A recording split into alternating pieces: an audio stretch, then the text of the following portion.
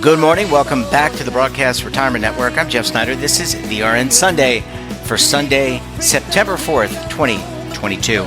We hope you're having a great Labor Day weekend. We've got members of the media, academia, and financial services standing by as we analyze all the news and events for the week. So sit back, relax, enjoy this episode of BRN Sunday. Well, the same old story. Oh, turn some pages. We're going to kick off the show with a look at technology, consumer products, and a lot more. Joining us on the line, you know him as the managing editor of The Street, Mr. Daniel Klein. Dan, so great to see you. Thanks so much for, well, I can't see you. So great to hear you. Thanks so much for stopping by the program this morning. Good morning, Jeff. I assume you have a picture of me up somewhere in the room, so you could be looking at it. I do. I have a big cutout cardboard picture of you, actually. A life-size Dan Klein with the flowing hair. All right, Dan. This is interesting, kind of piggybacks on, I think, what we talked about last week or the week prior. Let's talk a little bit about satellite and satellite connectivity, because two stories that crossed your desk and hence crossed mine. I think some cruise lines are configuring their system, their services to connect to the satellites, and also Apple Watch Pro, the new Apple Watch, might have some satellite connectivity. So what are the developments there? Yeah, so we're entering an era we've sort of talked about for a really long time, and it's this world where satellite connectivity kind of puts the internet everywhere. There were Facebook projects, there were Google projects on this, there were balloons, there were all sorts of different things designed to bring us, connectivity everywhere, but we're really getting it. And at the forefront of this is Elon Musk's Starlink, a SpaceX brand. And basically what this company did, and they're not unique, there's a Jeff Bezos company doing the same thing, is they threw thousands, maybe eventually tens of thousands of satellites into the air, and that's going to cause other problems down the line. But for now, let's focus on the positive. And that essentially allows internet connectivity on a pretty high level just about everywhere. So who does this benefit? My family owns a home in somewhat rural New Hampshire, and we have very expensive satellite internet that's very slow. You can barely watch a Netflix movie. You can do a Zoom call, but it's not great. For people in parts of the country like Jaffrey, New Hampshire, that aren't particularly well wired, this is a viable, affordable internet solution that's going to improve their internet. But also for countries right now in the Ukraine, where obviously there are reasons their internet service has been shut off, people can use Starlink internet to keep in touch with the world. Satellites don't discriminate based on what's happening where you are. So you're able, if you can point at the sky, you can get internet connection. In my world, the interesting piece of this is Royal Caribbean, the cruise line, which I travel on a lot, has decided they're going to put Starlink on all of their ships, on Royal Caribbean, on Celebrity, and on Silversea, 3 lines that they own. What does this mean? Well, when I take a cruise and I work, the internet is barely serviceable in the best of cases. I can maybe access the text I need to. I can do a phone call, but a video meeting is difficult. And okay, the average person isn't going on a cruise to work, but maybe their kid's at home. Maybe sick mom or dad is at home. Maybe there's one work thing they need to do during the week in order to be able to go away, and they need to Zoom into a meeting. That's been very difficult, and now that will be possible. So when you go on a cruise, you'll be able to opt to disconnect, like a small percentage of people do, but you'll also be able to opt to have your social media and watch your YouTube videos in a down moment, or download that book you're going to read at the pool, or the Netflix video. It sounds like a small thing, but most people don't actually want to be out of contact, whether that's for work reasons or personal reasons, or you just don't feel comfortable with it. This is going to change that and make sort of being in a cruise a lot more like being at like a Vegas hotel, where like the internet's not fabulous, but it does everything you need it to do. So it's a game changer, but that's a minor part of what this technology does, allowing everyone pretty much everywhere to have the internet. This will mean a lot eventually in less fully developed countries that don't have the infrastructure the U.S. has, where the internet is largely phone-driven, and has basically been 2G or very limited connectivity. This is going to change that, and it's going to democratize the world in ways we can't even imagine yet. Dan, I think I read somewhere that Mount Everest, they had internet connectivity, which I think is pretty interesting. And I read another story where, I don't know, someone was climbing a mountain or doing something. It wasn't Everest, and it wasn't like Kilimanjaro or something like that. And they ordered carry-out food for like DoorDash or something, and it was delivered. Did you hear that story? And as you're talking about this, and I'm going to take it to the 100th degree, the extremes. And I'm thinking like, oh, well, that wouldn't be great. You can get one of the Sherpas to bring up McDonald's up the mountain on Everest. It feels like an extreme use of it. Like, I don't want to be like, oh, this Domino's pizza is pretty good, and 3 people died getting it to me. Yeah, right? I agree with you on that. It's a little extreme. Jeff, that goes back to you're a New Yorker. There used to be a company called Sleepy's. They ran ads all the time for mattresses. Yep. And being the jerk that I was in my 20s, they used to run commercials saying that they would deliver you a bed in 24 hours no matter what the circumstances. So I needed a bed and, of course, waited till a blizzard to place the order for the bed to prove that, of course, their commercial was not 100% accurate and they would not always bring you a bed within 24 hours. I do think we need to consider some of the negatives of this technology that, hey, it's really cool that you could send a text message when you're at the Super Bowl. But maybe when you're at the Super Bowl or seeing, I don't know, the Foo Fighters play in a stadium or Springsteen or whoever it is, maybe your eyes should be on what's happening and not on your phone. So we do need to be a little bit vigilant about how having this connectivity can take us away from our world. That, as I mentioned, I'll work on a cruise ship and this will make that better. But when I'm enjoying myself and not working, I try to make sure my phone is not in my hand. And I might communicate to my team, hey, I'll check in 90 minutes. And I'll go, stick my phone in my flip-flop or whatever and go check it later. But I do think we have to be pretty vigilant as we get better connectivity about remembering to live at least a little bit in the moment and where we are.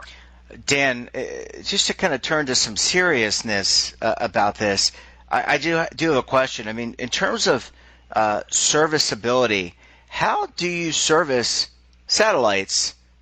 We don't have the space shuttle anymore, at least to my knowledge we don't.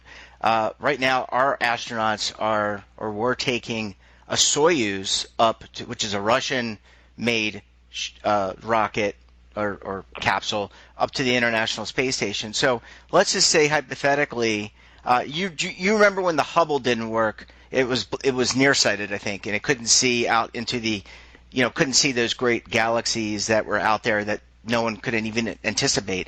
How would you service all of these satellites? I'm just trying to think this through. No, you don't. They're disposable. Are they disposable? So, okay. Yeah. The bigger problem here is how do you clean up the space junk? That's going to be, let's call it 2030, probably one of the bigger industries is what space net are we using? Because 2 satellites crashing into each other, there could be pretty catastrophic consequences for manned space travel, which is becoming easier if we have all these satellites floating around, because you don't want to bump into something in space. That does not go well.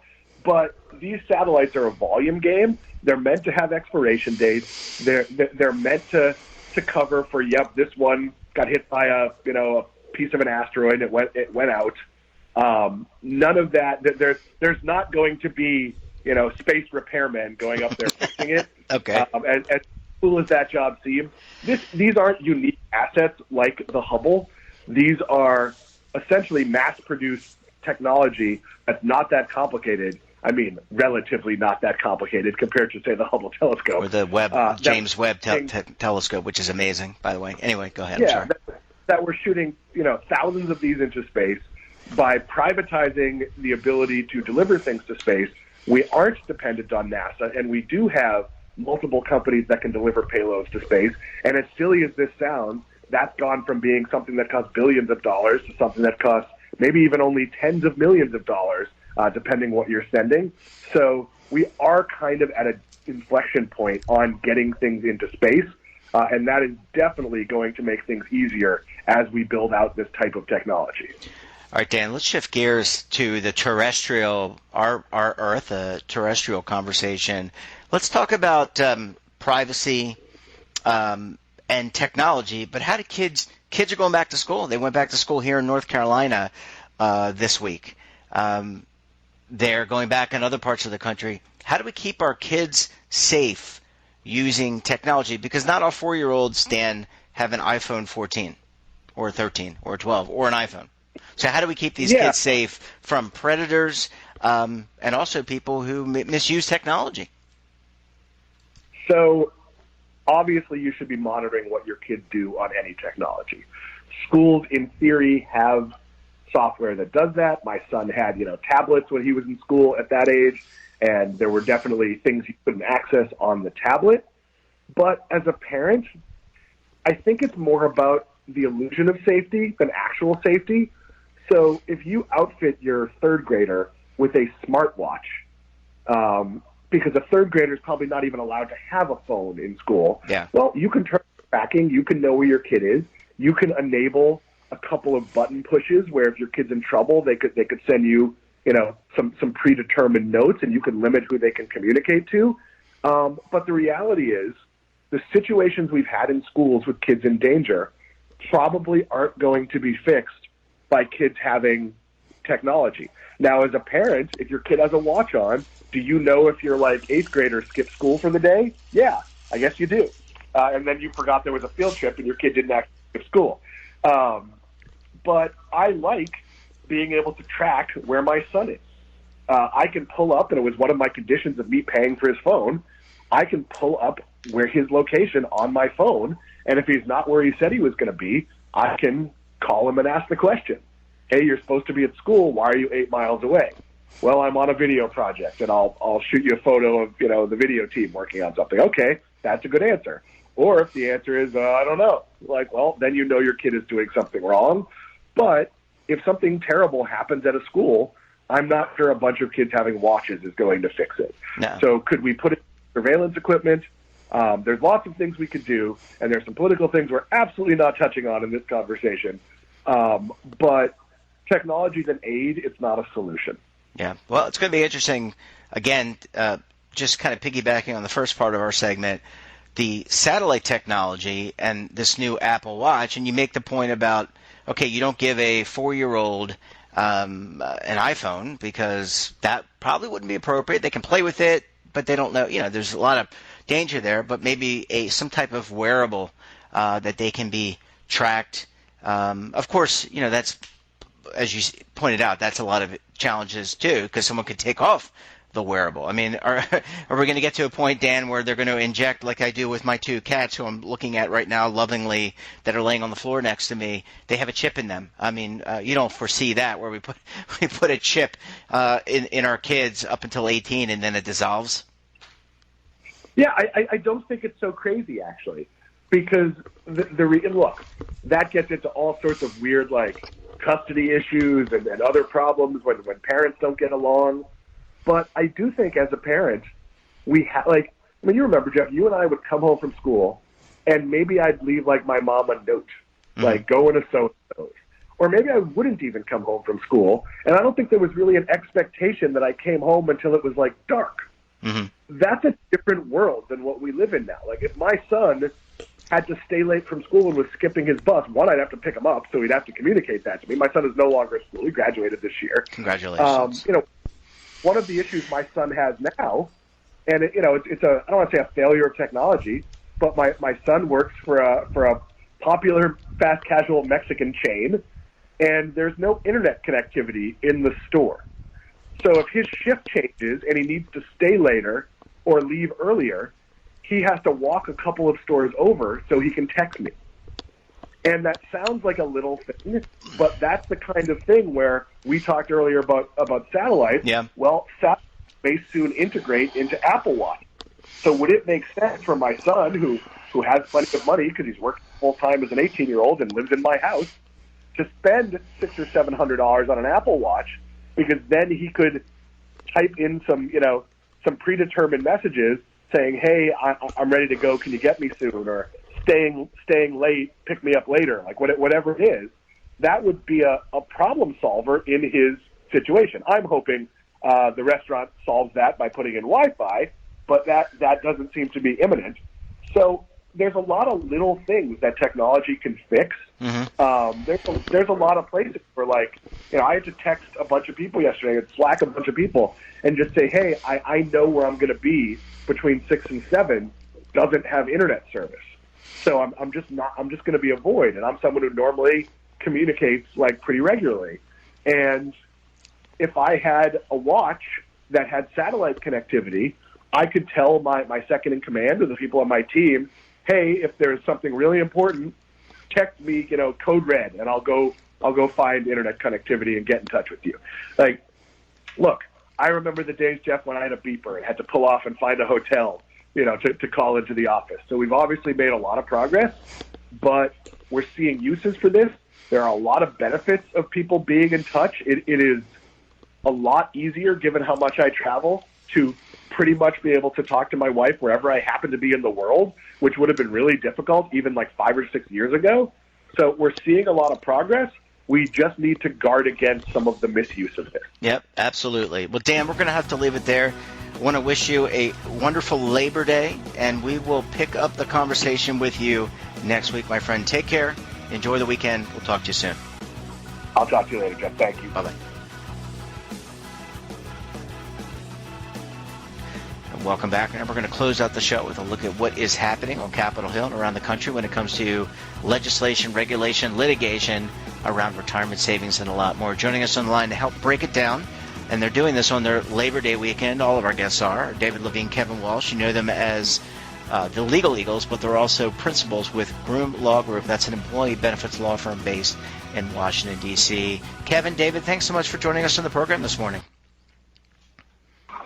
Jeff, thanks for having us on, and thanks, listeners. We hope you're all having a wonderful Labor Day weekend. As Labor Day weekend closes, the weather starts to cool, and folks start, dreaming of warmer climes. So I think there was a song at one point, California Dreamin', which may be topical for today's topic. David, that's a perfect segue to you. Mamas and the Papas are the originators of that great song. I still have that on an album somewhere. But what do you say, Dave? Oddly, maybe I started thinking Beach Boys and Katy Perry at the exact same time, so I'm not sure what to say to that. Okay. Different generations, different eras. What can we say? Absolutely. So the news out of California is extending CalSavers down to employers with one employee. This would further expand CalSavers' potential coverage by picking up potentially another 750,000 potential people to participate in CalSavers, which has been ramping up its number of people in the plan. Already, employers with fewer than 5, with like 10 plus employees and more, have been sort of in this process. But fewer than 5 employees will be required to register at, I believe it is under the bill, after December 31st of 25. So it really is going to expand the population, especially given that there's a lot of discussion out there about, small business. Whether you're a Democrat or Republican, you always hear everybody's talking about the need to address small business. And this is legislation from its supporters that is designed to cover the small business. It is consistent also with the ongoing trend we've seen where more and more states have been putting in their own auto IRA programs or similar solutions to allow employers to basically put aside money on an IRA for their employees. There's a lot of this that was sort of out there with Chairman Neal on the House side of the world, where they were talking about creating a, lest I say it, mandate for certain establishment of 401k plans earlier in this congressional term. That hasn't jumped forward at this point. There's a lot. There's Secure 2.0. There's a lot out there. The key takeaway at this point, underneath it all, is that we continue to see efforts to try to cover more and more populations and more people who right now may not be in a 401k plan. But that will pivot us into where we head to in the fall, and that's Secure 2.0. Secure 2.0 it may not be on the top of every news cycle right now like it was earlier in this year, at least in our benefits world, but it's still there. It's certainly not top of news cycle, we know, for everybody. And Secure 2.0 is still working its way through. There is the idea of coming up with something that both the House and the Senate basically have agreed to informally, so it gets passed out of the Senate maybe once it's fully baked. The House signs on and it gets sent to the president for signature. The timing, remember, Congress is going to be in, but occasionally, but they're out a lot. It's election season. So it could be that Secure 2.0 really returns to the fore after the election in the so-called lame duck session, after the elections, but before the new Congress is sworn in January. And we'll see if Secure 2.0 passes then or not. The reality, for those of us who sat through it before, and we've said this before, Secure 1.0 took a long time, so there's a chance it could be later this year, but we don't want to overly set expectations that it will pass this year. Kevin, I teed it up in a framework, or Jeff, you may have something to add. Well, before Kevin, you jump in first, Kev. I was going to say, David, I feel like you've now hit on two topics today that really highlight what seems to be one of the focuses both in the states and on Federal Hill, which is, closing the coverage gap, whether it's small employers, whether it's, different approaches to it. And I think we're going to have a wait and see approach. And thank you for that, Kevin. Gentlemen, I think there are, 11 or 13 of these state-run plans. California obviously is the biggest state in the union. Would you expect other states to, as they're ramping up, like Oregon's another one, where they might take a look and think about expanding the offering to, single-person family businesses, people like me who work for themselves? Is that something that you could see in the offing, in addition to what we're talking about with Secure and some of the other initiatives going on in the Congress and the Senate? So I'll jump in here. I mean, I think that one thing that we're going to increasingly see both at the state and the federal level is attempts to, get more individuals covered. And as David highlighted, one of the ways to increase coverage is to get plans at smaller and smaller employers. And, as that, there's a limit that one employee is probably as small as an employer can get. But I mean, it seems like we're trending in that direction. Whether we get there tomorrow or whether we get there in a few years, we'll have to wait and see. Yeah. David, you want to weigh in on this, or? No, to sound like James Carville in the movie Old School, I'm just like bouncing all over with references today. That was perfect. Yeah, that was great. Gentlemen, thanks so much for stopping by. Really appreciate you doing this on a Labor Day weekend. Really want to wish you a great rest of the weekend and enjoy your Labor Day with your friends and family. We'll talk to you very soon. Thank you, Jeff. Thanks, and thank Jeff. you, Thanks, listeners. This is always fun. Thanks, boys. Take care. Bye-bye. And that wraps up this episode of BRN Sunday. Have a topic of interest, someone you think we should talk to, drop us a line. And don't forget, for all the latest curated news and lifestyle, wellness, finance, tech, entertainment, so much more, and all in one place, check out today's edition of our daily newsletter, The Morning Pulse. Want to search our archives, check out our latest content? Well, visit our website. That's www.broadcastretirementnetwork.com. Our podcast and streaming partners. We're not back again tomorrow. It's Labor Day, but we're back again on Tuesday with a great guest and some great topics. So until then, I'm Jeff Snyder. Stay safe, keep on saving, and don't forget, roll with the changes.